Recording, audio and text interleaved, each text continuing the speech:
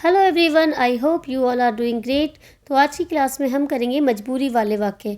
अब मजबूरी वाले वाक्य कौन से होते हैं? जब हम बोलते हैं मुझे खाना बनाना पड़ता है, मुझे घूमने जाना पड़ता है, मुझे मार्केट से दूध लेके आना पड़ता है, तो इस टाइप के सेंटेंसेस होते हैं मजबूरी वाले वाक्य। इस टाइप के काम को हम खुद तो नहीं करना चाहते मन से, लेकिन हमें किसी के फोर्स में आके करना पड़ता है। तो इस टाइप के सेंटेंसेस आज की क्लास में हम बनाना सीखेंगे। तो इसके लिए हेल्पिंग वर्ब क्या यूज़ होगी? Have to, has to, had to और will have to. Have to और हैज़ टू हमारा प्रेजेंट के लिए यूज़ होगा, हैड टू हमारा पास्ट के लिए, विल हैव टू हमारा फ्यूचर के लिए यूज़ होगा। तो हम सबसे पहले हैज़ टू का करेंगे। हैज़ टू कब यूज़ होता है? जब हमारे सब्जेक्ट सिंगुलर हो, सब्जेक्ट ही, सी, इट और एनी नेम हो, तो हम हैज़ टू का यूज़ करते हैं। इसकी फॉर्मेशन कैसे होगी? सबसे पहले हमें सब्जेक्ट लगाना है। सब्जेक्ट कैसे? ही, सी, इट या कोई नेम, देन हैज़ टू, फिर वर्ब की फर्स्ट फॉर्म जिसे हम बेस फॉर्म भी बोलते हैं, फिर ऑब्जेक्ट। इसका एग्जांपल देखते हैं। उसे खेलना पड़ता है, मतलब किसी के वो खेलना चाहता नहीं है बट किसी के फोर्स में आके उसे खेलना पड़ता है, तो उसे के लिए क्या यूज़ करेंगे? ही हैज़ टू प्ले, उसे खेलना पड़ता है, he has to play. Next have to देखते हैं। हैव टू के लिए सब्जेक्ट कौन से होंगे? प्लूरल, आई, वी, यू, दे। जब भी ये वाले सब्जेक्ट होते हैं तो हम यूज़ करते हैं हैव टू का। इसकी फॉर्मेशन देखेंगे। सबसे पहले subject plus have two plus verb की फर्स्ट फॉर्म या बेस फॉर्म प्लस ऑब्जेक्ट। जैसे मुझे खाना बनाना पड़ता है, आई हैव टू, मुझे के लिए यूज़ होता है आई के साथ लगेगा हैव टू।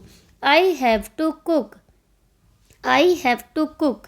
नेक्स्ट करेंगे हम हैड टू का। हैड टू हमारा पास्ट के लिए यूज़ होता है।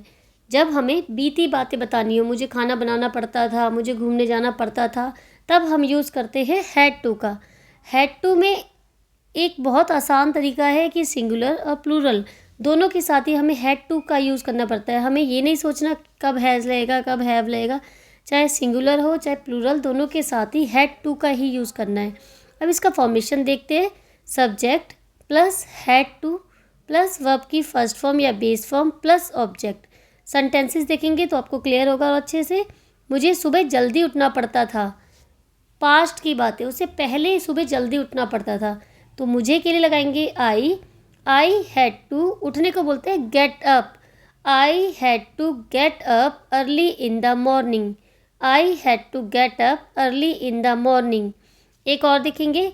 राहुल को मार्केट जाना पड़ता था, पहले उसे मार्केट जाना पड़ता था, ये पास्ट की बात हो गई, तो राहुल हमारा सिंगुलर है, उसके लिए भी हैड टू का यूज़ होगा। हमें कोई कन्फ्यूज़न नहीं होगी कि हमारी हेल्पिंग वर्ब क्या लेगी, चाहे सिंगुलर हो चाहे प्लूरल, दोनों के साथ ही had to. Rahul had to go to the market, Rahul had to go to the market. Next करेंगे will have to. Will have to हमारा फ्यूचर के लिए यूज़ होगा।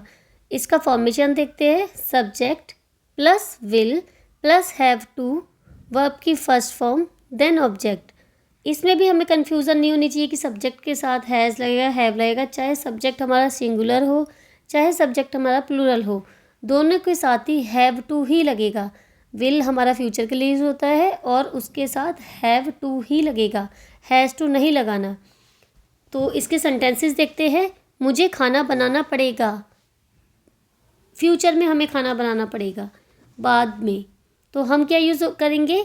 आई, मुझे के लिए लगता है I will have to cook food, I will have to cook food. एक और सेंटेंस देखेंगे इसका। तुम्हें बर्तन धोने पड़ेंगे, तुम्हें के लिए यूज़ होगा you will have to do the dishes. बर्तन धोने को बोलते हैं do the dishes, you will have to do the dishes. I hope guys आपको ये टॉपिक अच्छे से समझ में आया होगा। अगर ये टॉपिक आपको अच्छे से समझ में आया है तो please let me know in the comment box.